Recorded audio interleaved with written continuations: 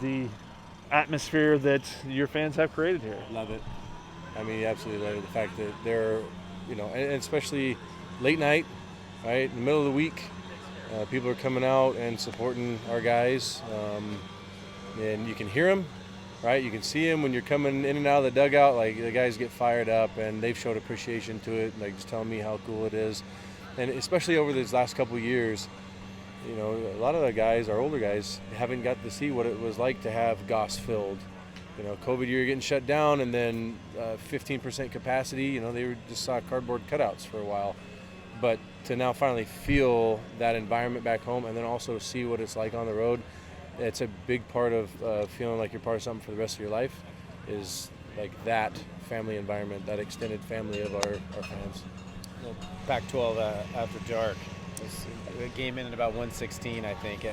I guess, A, have you ever played in a game that late? And B, just describe what it's like playing this hour. Well, we had a midnight game up in the Alaska League, and the sun still hadn't gone down and wasn't going to go down, so I've experienced the late night. But for the guys, I don't think anyone really noticed that it was late, because guys slept in this morning a little bit. Went to the mall, did a handful of things, took care of their homework, hopefully.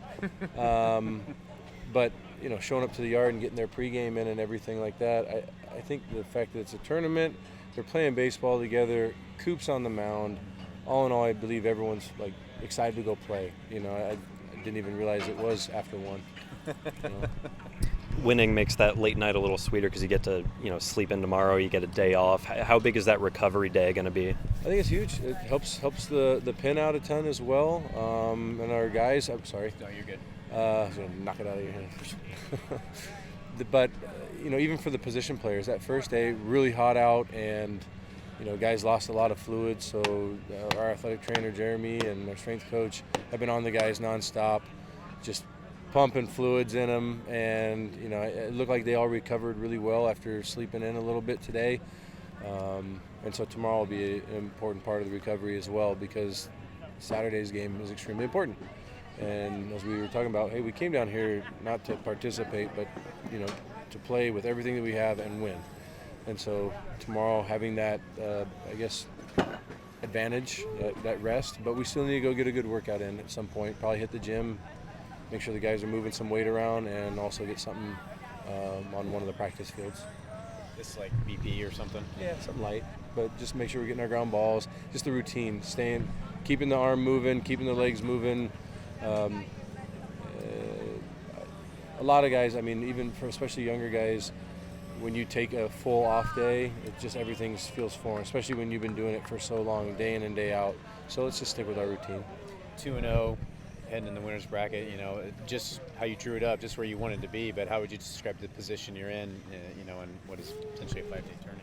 Yeah, I think it puts us in a great spot, but the Pac's strong. Every team comes out there, and like you saw in the game before us, putting up offensive numbers. They got great pitching. So no matter who you're up against at this point, I think everyone's kind of clicking in. They're doing a great job controlling the zone. A lot of balls getting squared up. Washington was getting hot right there at the end. Cal's been swinging it. They had a handful of guys that have really gotten better as the year's gone on. And even their arms did a great job today too, throwing some firm stuff, and balls moving around quite a bit. Guys hey, change-up sinking, two-seamers jumping out of the zone as well. Four-seams got a lot of ride. And then Proctor comes in there at the end, and he's hitting everybody throwing really good sliders, also working into lefties and away. So it was last couple games, real good competition. Had a pretty good Meckler flex there. It's been a it while. was an extended flex. Yeah. I hope, good thing he's hydrated. You don't want him cramping up in that situation. Can't do that yesterday. No. But that, like we had talked about, that was a big part of firing everybody else up. Wade went up there. He got out the first 2 at bats, and Wade always finds something to get that internal rage going. And I think checking off some of those change-ups down, and then fouling off the heater up. I believe he threw him a slider, and he drove it in the gap. And you saw Wade wanted to get all the way around to home. He saw a couple other inside the Parkers here. And he's had one last night. Yep. But that kind of energy, the guys feed off it. Same thing with Coop on the mound. like that mentality and him coming in the dugout, like they want it. They all want it. And sometimes it's nice to get a little kick from one of your brothers to let you know what time it is, and we got to go to work. How would you evaluate Coop's start tonight? Thought he did really well. They had some really long at bats that brought his pitch count up. In the first inning, they had a couple of ground balls that we didn't get any outs for him, and it was still a 12-pitch first. So, but then they had two guys that had a dozen pitches. 12, yeah. So that brought it up real high, but he was still looking real sharp. Those kind of long at bats take a toll on you mentally and physically. But for Seb to come out right behind him and to be, I think the sixth was a 5-pitch inning, and he was throwing 4 pitches for strikes, and it was down in the zone. Really having everyone down there ready and moving around and playing light catch. But the way Seb was throwing the ball, it just told you, hey, he's going to finish it. Last Great. one. Call me Coop. Last one. You call me Coop? It's 2 in the morning. I wish I could throw like Coop. The bases loaded jam that he got out of. Yeah, it was awesome. In that situation too, you got Sebi's down there hot. He's ready to come in, face the righty. But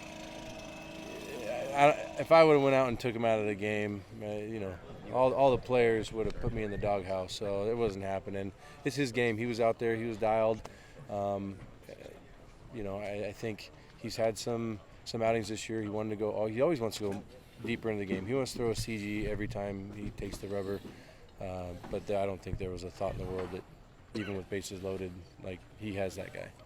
You anticipate Trav played in this series, or Yeah. here he'll play this Yeah, week? yeah, he was looking real good today. Okay. And he might have been able to go too. I think he asked him, he wanted to play, and but just making sure we're taking our time with it, especially if we win today, yeah. And so he should be good for Saturday, I assume.